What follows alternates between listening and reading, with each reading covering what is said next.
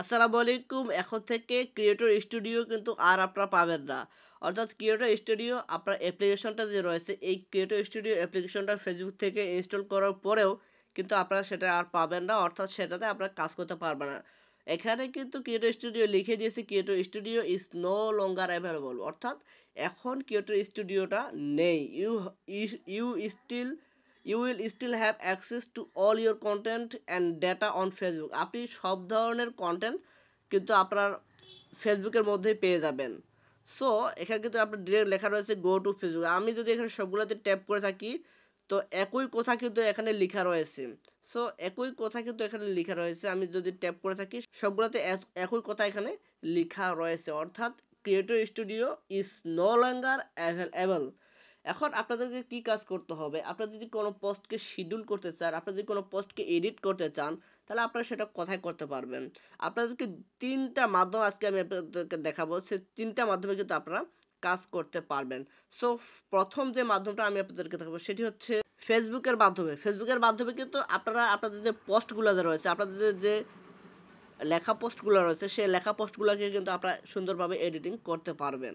So আপনারা যদি কোনো একটা ভিডিও আপলোড করতে চান, সেই ভিডিওটাকে আপনারা এখানে আপলোড করতে পারবেন। সেই টাইটেল সব কিছু কিন্তু আপনারা এখানে দিতে পারবেন। সব কিছু আপনাকে দিতে পারবেন। এডিটে গিয়ে আপনারা এখানে সব কিছু এখানে দিতে পারবেন। সো এটা একটা গেল। আরেকটি হচ্ছে আপনারা এখান থেকে আপনারা থাম্বনেলটা যদি না দিতে পারেন, তাহলে কিন্তু আপনাদেরকে আরেকটি যেটা মাধ্যম রয়েছে, সেই মাধ্যমটা হচ্ছে আপনাকে গুগল ক্রোমে যেতে হবে। সো গুগল ক্রোমে গিয়ে আপনার সেই পেজটিকে আপনারা এখানে সুইচ করে নেবেন। সো সুইচ করার পরে আপনারা যখন পোস্ট কোনো ভিডিও আপলোড করতে যাবেন, আপনার সরাসরি হোয়াটস অন ইউর মাইন্ড, সেখান থেকে আপনারা আপনাদের কাঙ্ক্ষিত যে ফটো বা পোস্টগুলো রয়েছে, ভিডিওগুলো রয়েছে, সেটাকে আপনারা সিলেক্ট করে সেখানে আপনারা আপলোড করবেন। সেখানে কিন্তু আপনাদের সব ধরনের এডিটিং অপশন, আপনার থাম্বনেল, আপনার ট্যাক্স সব কিছু আপনারা দিতে পারবেন। সো এটার পরেও ৩য় নম্বর যে অপশনটি আমি আপনাদেরকে দেখাবো সেটি হচ্ছে মেটা বিজনেস সুইট। অর্থাৎ এই মেটা বিজনেস সুইটের মাধ্যমে কিন্তু আপনারা সব ধরনের পোস্ট করতে পারবেন, পোস্ট এডিটিং করতে পারবেন।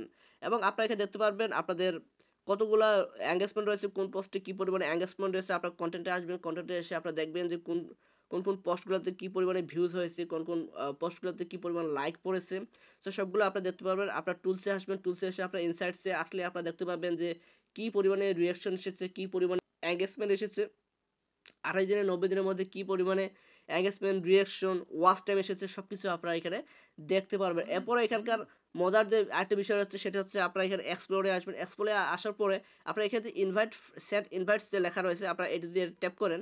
সো আপনার এই ফেসবুক পেজটিতে কতগুলা ফলোয়ার্স লাইক করেছে, কমেন্ট করেছে, হা দিয়েছে, রিয়েক্ট করেছে, সবগুলো কিন্তু আপনারা এখানে ইনভাইট পাঠাতে পারবেন। সো এখন থেকে কিন্তু আপনারা সবগুলো কাজে এই 3টা মাধ্যমে করতে পারবেন। একটা হচ্ছে ফেসবুক, এটা হচ্ছে ফেসবুক মেটা বিজনেস সুইট। আর 3 নম্বরে রয়েছে আপনারা আপনাদের গুগল ক্রোম থেকে আপনারা বিজনেস সুইটে এই কাজটি করতে পারবেন। সো এখন থেকে কিন্তু আপনারা এই 3টা মাধ্যমে কাজ করতে পারবেন। ক্রিয়েটর যে স্টুডিওটা রয়েছে, সেই ক্রিয়েটর স্টুডিও কিন্তু আর কাজ করবে না।